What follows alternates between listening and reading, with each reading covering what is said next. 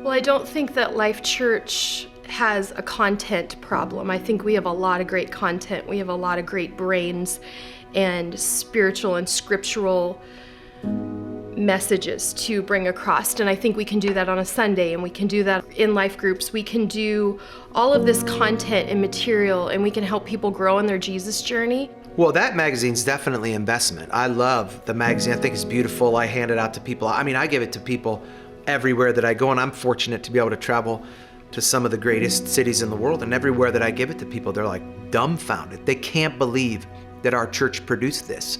So in our magazine, we've had articles on depression, more than the winter blues, and we've had articles on grief and going through a loss. We've had articles on ideas for fun things to do in your marriage and for dating ideas. Felt like the Lord said, you represent me, right? I've trusted you to lead in this city. This magazine is a representation of the fact that we're better than we present ourselves. It's amazing how this step we took is getting everywhere, but specifically the goal is that it's everywhere in our city. And I think with this magazine, we just want people to see that you're worth the investment. There is more to us. There's more in us. There's more for us. There's great restaurants in Green Bay. There's great businesses in Green Bay. There's great hobbies to do in Green Bay, like everything you want to do. And that people who were struggling with depression now have answers. We list some resources. We don't just leave them hanging. We don't say this editor just has all the answers. We say, no, here's some info, and then here's some avenues for help. Some of those lead them to Life Church.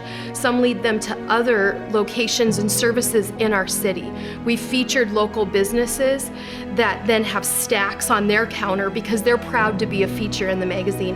And we celebrate that they're life-giving business owners, and they also want to make a difference in the 920. Well, Jesus gave one last command before he left the earth. He said, go and make disciples of all people and let them know who he is.